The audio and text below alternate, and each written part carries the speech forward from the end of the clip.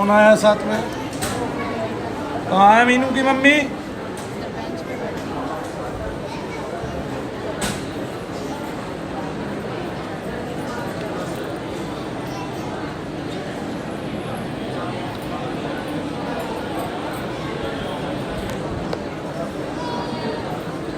कहाँ दर्द है आपको? दोनों ब्रेस्ट में दर्द होते हैं, गांठें हो रखी है। अब है दर्द कहीं? सिर में था, अब नहीं है। छू के देखो, वहाँ भी हाथ लगाओ। एक सेकंड। यहाँ दर्द यहाँ आने से मिट गया। कहाँ आने से दर्द मिट गया? आने से ब्रेस्ट का भी? डॉक्टर ने क्या बता रखा है? ये ना ऊतक होते हैं स्तन में स्त्री के, तो वे जब छूते हैं हम तो उनमें गांठों जैसा पहले से ही लगता है। कई बार उनमें सोजन आ जाती है। और मैं बताता हूँ, जैसे एक केस मेरे पास आया, और उस केस को देखने के लिए मैं हॉस्पिटल में जा पहुंचा। मतलब बच्चा पैदा हुआ, स्तन से दूध नहीं आ रहा है और वो ऐसे हो गए जैसे फटेंगे, मतलब भर गया बिल्कुल। डॉक्टर से उसका कोई उपाय नहीं हो रहा है। 2 दिन के बाद क्या होता है कि जैसे जहर फैल जाएगा और पूरी बॉडी ही फट जाएगी, ऐसा उनको हो गया। उन्होंने मुझे बुलाया, मैं हॉस्पिटल में गया। हॉस्पिटल में मैं बता देता हूँ, आर्थो प्लस हॉस्पिटल है नजफगढ़ में। मेरे पास कोई उपाय नहीं था, समझ भी कम थी, तो मैं चला गया साथ में। तो पहले ने अपना विवेक तो बढ़ता ही है ना, काम करते करते करते करते करते करते, है कि नहीं? एक आदमी पहले चलता है, मेरा तो कोई गुरु भी नहीं है भगवान के अलावा। जब वो पहले चलता है, मैं अकेला ही चला था, मंजिले जाने पे मंजिल मगर, लोग साथ आते गए और काम हुआ बढ़ता गया। तो जब आप लोग आए तो मुझे अनुभव हुए एक पे एक, है ना, केस को देख देख के अनुभव हुए, ये ऐसा है, ये ऐसा है, ये ऐसा है। बहन ने बताया दोनों यानी कि ब्रेस्ट में, स्तन में, दोनों में गांठ है। और मैंने कहा बच्चे क्या हैं आपके? कितने साल का है? 6 साल का है। और उन गांठों को डॉक्टर ने कुछ करार दिया है? फाइब्रोसिस। क्या बोला है? फाइब्रोसिस। उसमें क्या होता है? गांठें हो रखी है। गांठें हो रखी है। तो क्या वो कभी ठीक होती है कि नहीं होती है, ये बताइए मुझे। उन्होंने ऐसे बोला हर 6 महीने से चेकअप कराना पड़ेगा। हर 6 महीने में चेकअप कराना पड़ेगा और 6 महीने तक लगातार दवाई खानी पड़ेगी। और तब भी ठीक नहीं हुआ, फिर दवाई खानी पड़ेगी। ऐसे कितने 6 महीने चले गए बताना चलो? पता ही नहीं। पता ही कितने 6 महीने चले गए। कब से इलाज करा रहे हो? अभी मेरे 2-3 महीने से हुई है ये। कभी भी दर्द बंद हुआ? यहाँ आने से बंद हुआ। यहाँ आने से दर्द बंद हो गया, जबकि वहां कभी भी दर्द बंद नहीं हुआ। और मैं इसका 5 मिनट तक जाप करूंगा। 5 मिनट तक हम भगवान से प्रार्थना करेंगे, फिर ये देखेगी कि मुझे क्या महसूस हो रहा है। और पूरे शरीर में कहीं और भी दर्द रहता था, पथरी थी ना यहाँ। जैसे पथरी थी। एक सेकंड पहले बता देता हूँ, प्रेत और पितृ के जहां भी बैठेंगे शरीर में दर्द होंगे। अगर आप अपने आप को जांचना चाहते हैं, क्या करना चाहते हैं? जांचना चाहते हैं कि आपको प्रेत है या पितृ, कोई भी प्रबुद्ध बुद्धिमान व्यक्ति जांच सकता है घर पे। मैं हजारों बार बता चुका हूं कि आपने केवल एक काम करना है, आंख बंद करनी है और मानसिक जप करना है ओम नमः शिवाय ओम का। आपके कंधे भारी होते हैं, आपके शरीर में जहां दर्द है वो दर्द बढ़ता है। आप, क्योंकि भगवान का नाम परम सुखदायी होता है, यानी कि जब भी जो भी लेगा उसका बदन हल्का हो जाएगा, उसके मन के भाव बहुत हल्के हो जाएंगे और एक तरंग उत्पन्न होगी जो आपको इतना हल्कापन महसूस करेगी जैसे आप खुद रूई हो, और आपका वजन बिल्कुल हल्का हो जाएगा। है ना, कितनी बड़ी बात। लेकिन अगर आपको प्रेत बाधा होगी और आप ऐसे मानसिक जप करेंगे तो चाहे आप कोई भी हो, भारत के किसी भी पद पे हो और कोई उन्नति आपकी हुई हो, तब आपको पता चलेगा आपके शरीर के अंदर प्रेत ही प्रेत भरा हुआ है। तब सबको अपने आप को चेक करना चाहिए। कोई अगर ये माने ये कि मैं पढ़ा लिखा हूं, मैं इंजीनियर हूं, मैं डॉक्टर हूं, मैं मास्टर हूं, मैं जज हूं, मैं IAS हूं, मैं IPS हूं, मैं भारत का नेता हूं, मैं प्रधानमंत्री हूं, मैं राष्ट्रपति हूं, ये किसी को भी हो सकता है। आगे ना समझ में?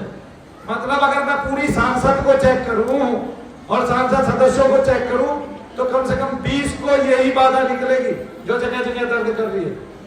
ठीक है कि नहीं?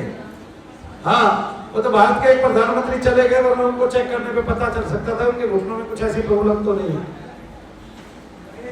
गलत नहीं कह रहा हूं भाई, ठीक कह रहा हूं, बिल्कुल ठीक कह रहा हूं। तो बहन को चेक करते हैं, देखते हैं इनको क्या हमारी बाधा है।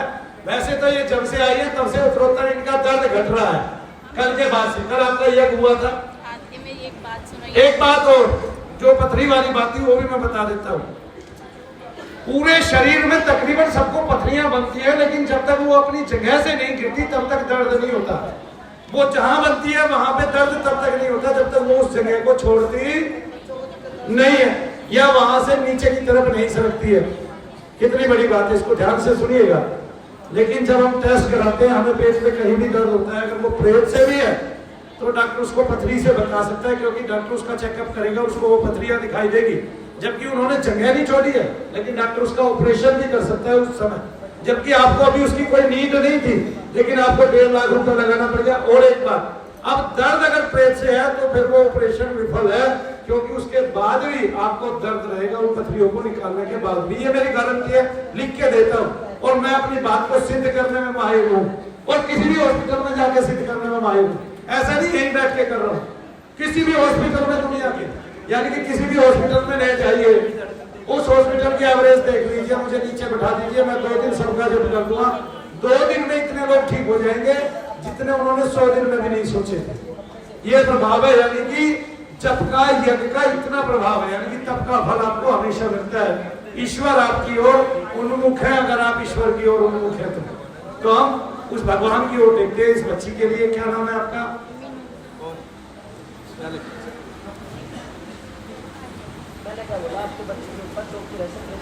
घूमो, जय श्री देव बोलते हो।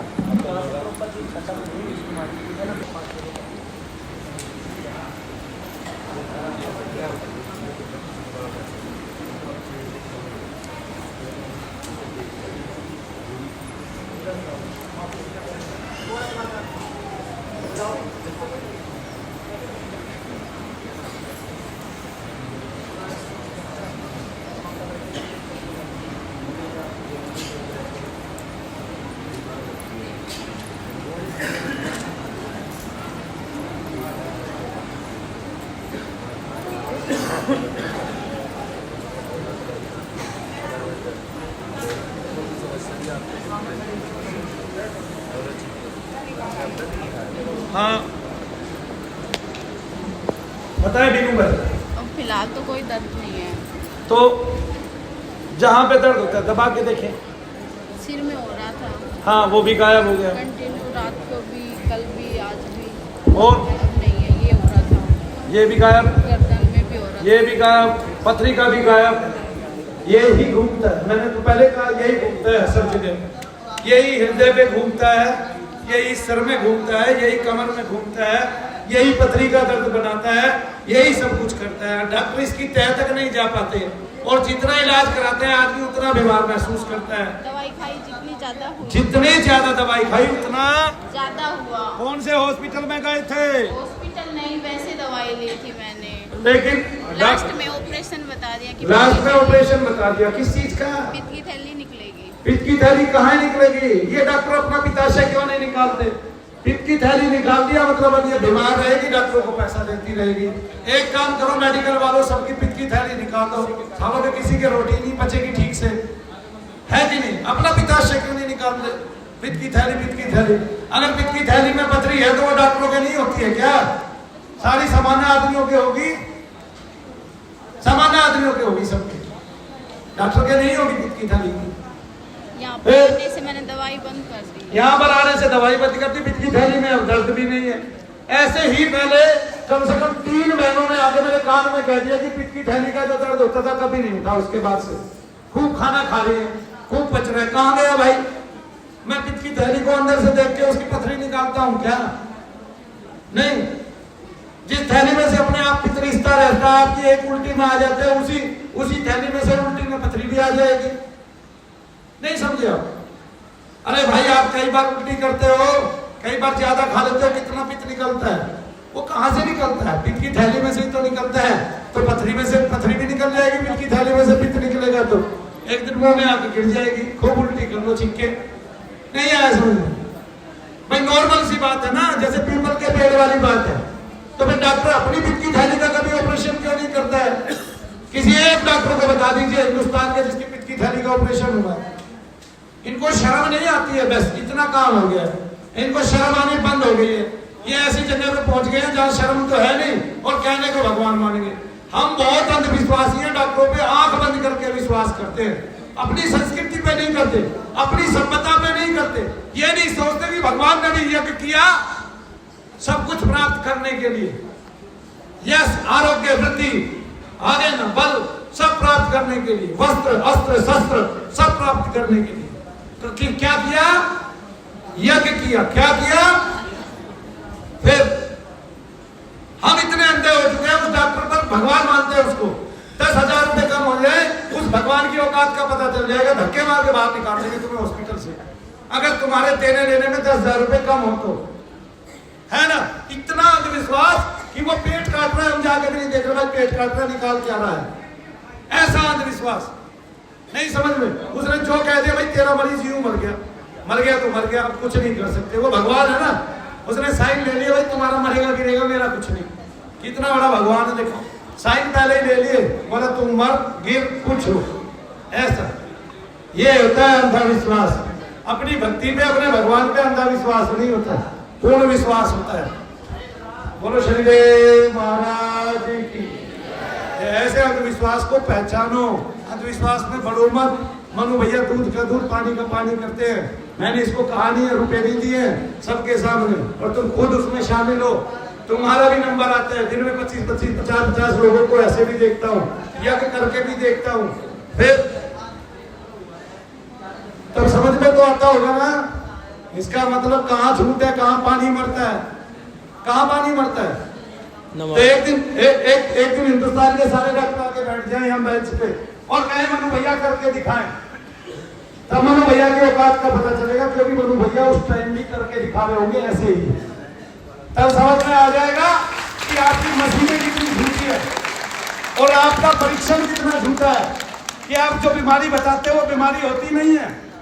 और एक तत्व जो सब में घुसा हुआ है, मनु भैया कहाँ लाकर दिखाते हैं उसको, और पैर के पैर में पकड़ ले, हाथ के हाथ में पकड़ ले, ये इसका पूरे शरीर का दर्द मुट्ठी में कैद कर दूं एक में, है?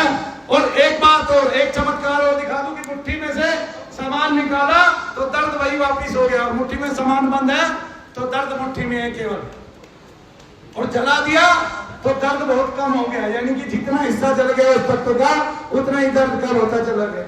बताइए इसको क्या बताएंगे? किसी परिधि पे, किसी अक्ष पे, किसी वैज्ञानिक पद्धति से अगर किसी को परखना है तो मनु भैया को परख लेना, मां कसम में फल नहीं होगा, शनिदेव की कसम।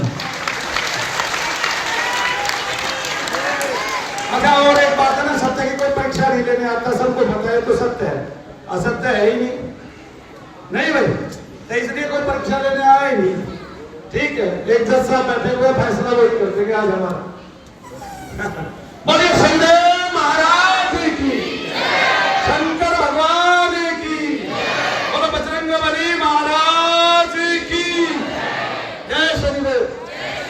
अब यज्ञ पे चलेंगे, 2-3 घंटे यज्ञ होगा, उसके बाद ऐसे ही कम से कम 20-30-50 लोगों को देखा जाएगा और तभी आपका काम सुचारू रूप से चलेगा। बोलिए जय श्री